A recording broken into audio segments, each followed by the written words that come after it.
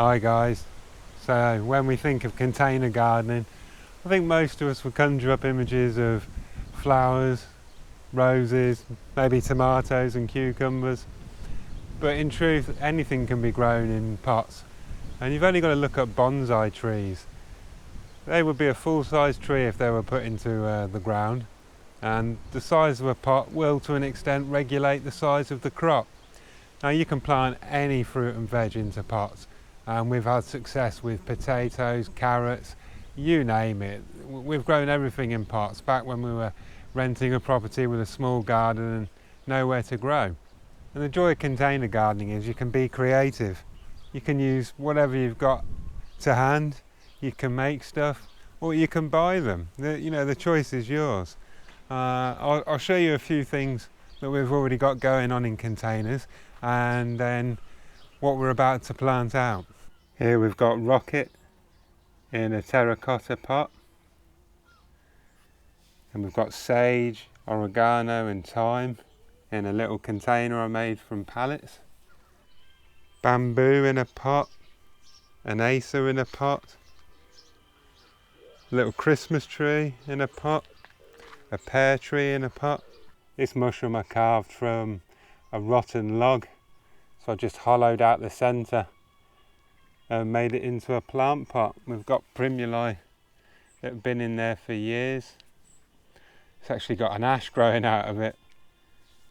And this, I just used a Japanese technique called, I think, shosugi ban, where I used a blowtorch, and that creates the effect you can see there. Just sanded it down and used a bit of marine varnish. That was, gosh, over 5 years ago. It needs touching up.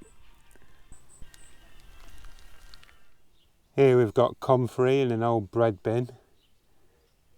The goose has absolutely nailed it. But this is Bocking 14. It's designed so it won't self-seed because they're such vigorous plants, but you can clone it.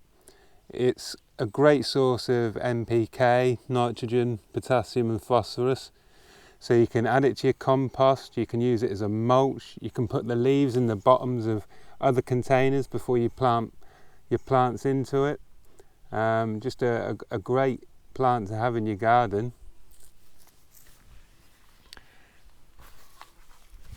These lupins are sowed this year, flowers appearing on them. These are one of my favourite plants to grow. And the seeds are actually harvested from one of the plants that I grew originally from a packet.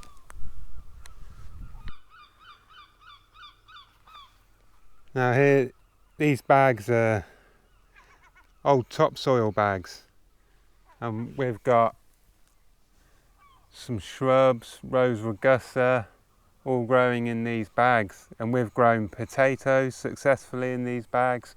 So like I say, you can really grow anything in anything pretty much. Your imagination's your limit. We've got trees, copper beech, normal beech, got a damson here, that's in a grow bag. See, it's got little holes in the sides, I think it's for potatoes. Can't quite remember, but yeah, that's just growing in a bag. So I mean, literally anything and everything can be used as a container for your container garden. Whatever you've got on hand. You don't need a lot of money. Here's a mountain ash in a big bucket, or a rowan. Yeah, so this is a damson tree, and that's growing in an old vintage baby bath.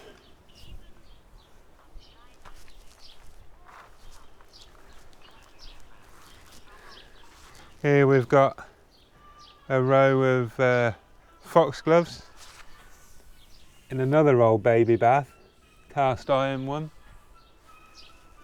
Obviously we've got roses in just standard pots, and we've got an old galvanised fire bucket, another bucket, another bucket, another galvanised baby bath. Sarah's earmarked all these for planting out. So here Sarah's just planting out some cobra French beans into a pot. She's already made the wigwam, which is a good idea to do before you plant the beans so you don't damage the roots when you put the canes into the ground. She's just breaking up the root ball just slightly to encourage the roots to spread out.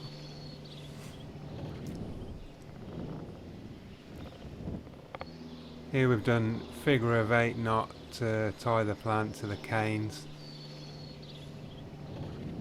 That way you're not putting too much stress on the beans themselves. And here they are all planted up. Elvis keeping an eye out, making sure no sparrows come and peck them to pieces. And here Sarah's planting some leeks into an old galvanised baby bath.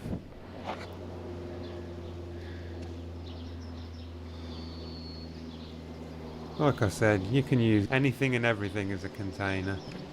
You know, if you can put some holes in it and it'll hold some compost, jobs are good.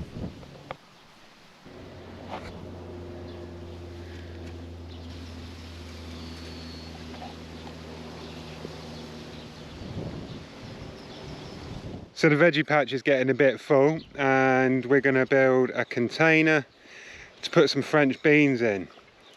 I've got quite a bit of wood, as you can see, and let's see where I get. Hey presto!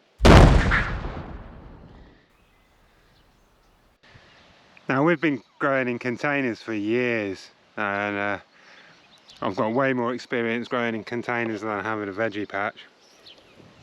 And this will be more than big enough for some French beans. They have quite shallow roots. It's about, well, I haven't exactly got big hands, so not very wide. 6 inches or so deep, if that. We'll get a fair few in there. So I'm out of bamboo canes for the runner beans, or French beans rather. And the neighbour's got this old polytunnel frame. So we've got a load of this stuff lying around, just square mesh. And I've just tied it onto the frame. And what I'm going to do is have some French beans in the trough this side and some French beans in the pots this side and have them grow up and hopefully over, although that might be a bit far for these French beans. Now in growing in containers it's important that you drill drainage holes. And I say this because not only have I found pots that my neighbour didn't drill holes in, but as you can see here, these are tiny holes for the size of the pot, and you really can't have too many holes. Now I just use a flat bit for making the holes. This is an 18mm, and I'll do some in the centrepiece.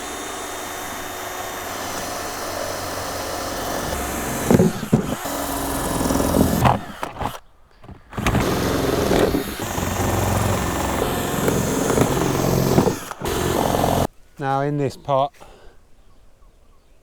was a load of grass, so I'm just going to break this up, put it back in as a filler, and then we've got a bit of organic compost that I'll just use to top it up.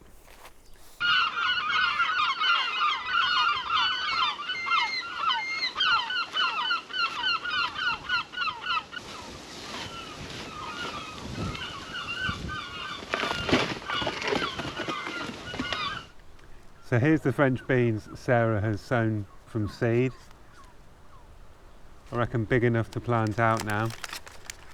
Now these seed trays are a bit of a faff to get the seedlings out. You just want to give them a gentle squeeze. Loosen it up. And then just gently, ever so gently, give them a little pull. Now that's not coming, so more of a squeeze is needed.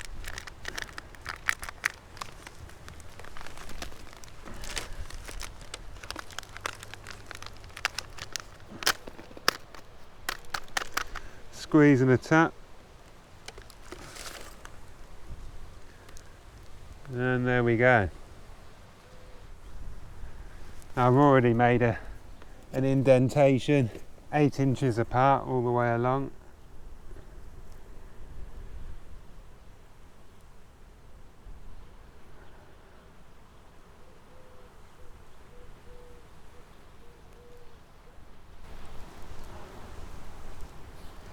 Give it a good firming in.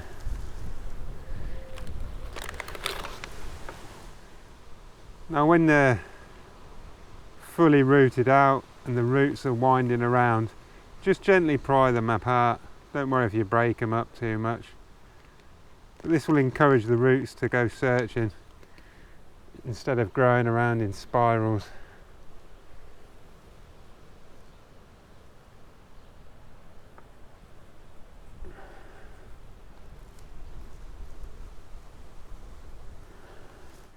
And there we go. A container bed of French beans. Hopefully they won't get taken out by the easterly wind. I might see if I can get some wind protection going on the other side of this fence. Otherwise they might end up the way of the other ones. So the boss agreed we definitely needed some wind protection. She found us a bit of off-cutting, or an off-cut of this windproofing stuff. Just stapled it to that end, stapled it to the post as we went along, and got some bungee cords here to have a little MacGyver.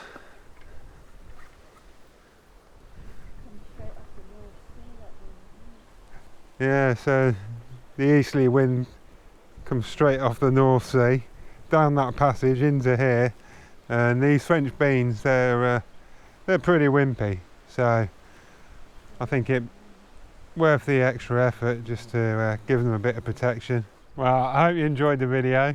Please feel free to, if you did enjoy it, and we'll see you on the next one. Ta-ra for now.